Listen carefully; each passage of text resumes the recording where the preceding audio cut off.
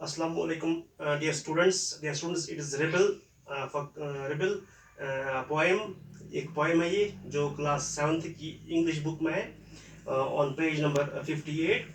तो ये पोएम जो है ये डीजे इनराइट्स ने लिखी है और हमने इसकी जो हाफ ऑफ द पोएम जो है वो हमने पढ़ी है।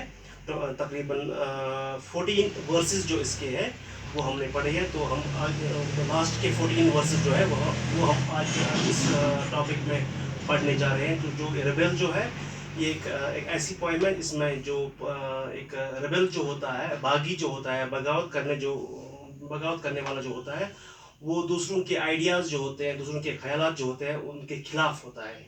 वो दूसरों के आइडियाज़, दूसरों के ख्यालात जो होते हैं उनको अपोज्ड करता है। अगर वो मतलब एक काम करते हैं वो उसका उल्टा करता है। तो ये पोएम उसी के बारे में है। तो जो लास्ट 14 वर्स जो है वो इस तरह है। In the company of cat lovers the rebel put in a good words for dogs. When everybody is greeting the rain, the rebel regrets the absence of the sun. When everybody goes to the meeting, the rebel stays at home and reads a book. When everybody stays at home and reads a book, the rebel goes to the meeting. When everybody says yes, please, the rebel says no, thank you. When everybody says no, thank you, the rebel says yes, please. It's very good that we have rebels. You may not find it very good to be one. तो point इस तरह है, ये rebel जो होता है ये oppose करता है, दूसरों के ख्यालात जो है उनके अपोज करता है, उनके उनके अगेंस्ट जाता है।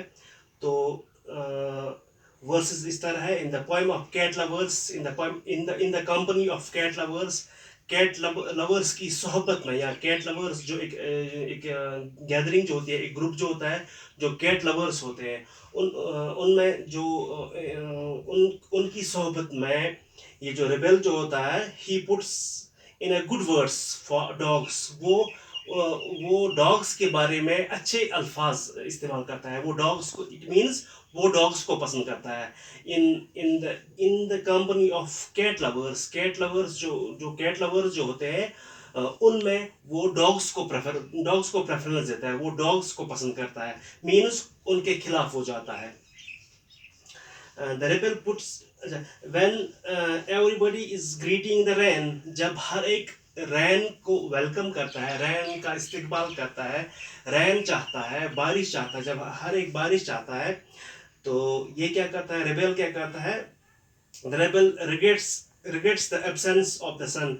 रिग्रेट्स, ये जो बागी जो होता है ये सॉरी फील करता है।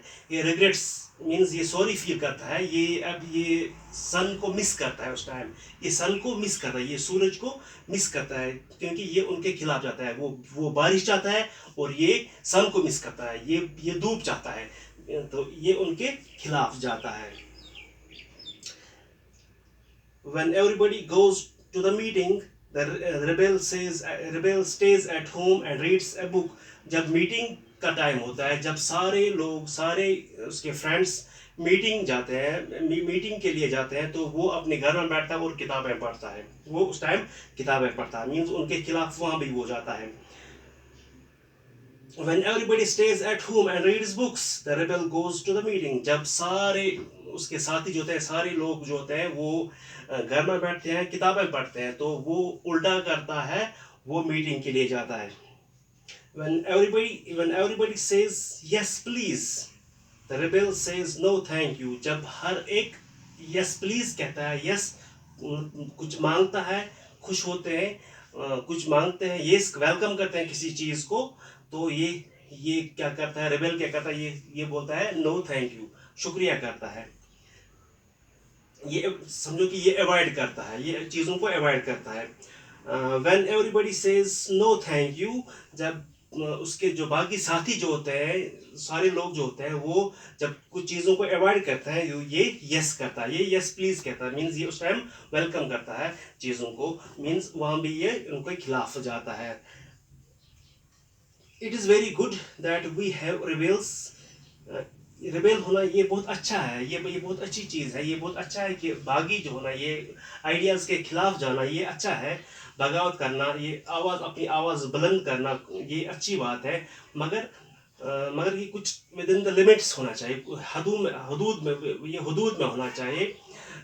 ये बागी होना या हमारी आवाज़, कोई अगर हमारी आइडियाज़ के खिलाफ जाता है, तो ये ज़रूरी नहीं है कि हर एक आपके आइडियाज़ को मैच करेगा। क्योंकि इवन टू डिविनर्स जो होते हैं, वो भी उनकी आइडियाज़, उनकी थिंकिंग भी सेम नहीं होते हैं। मगर मगर ये ठीक है, ये बागी होना, ये रिबेल होना ये ठीक है।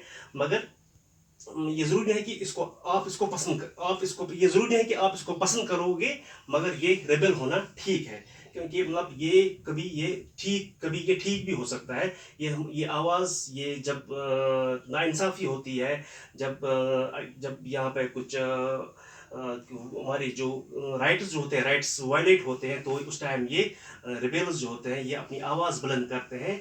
उस टाइम ये ठीक होता है, ये रिबेल्स जो बाकी जो होता है ये ठीक होते हैं। मगर ये ज़रूरी नहीं है कि आप इसको पसंद करोगे। ये पोएम है, ये उसी के बारे में है।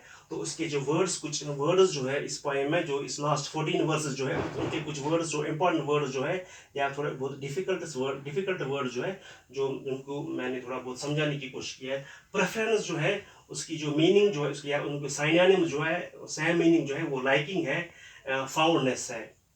और उसका जो इंटोनिम है that is dislike, hate. The greeting, welcome, और उसका जो अपोजिट है दैट इज नेग्लेक्ट या गुड बाय।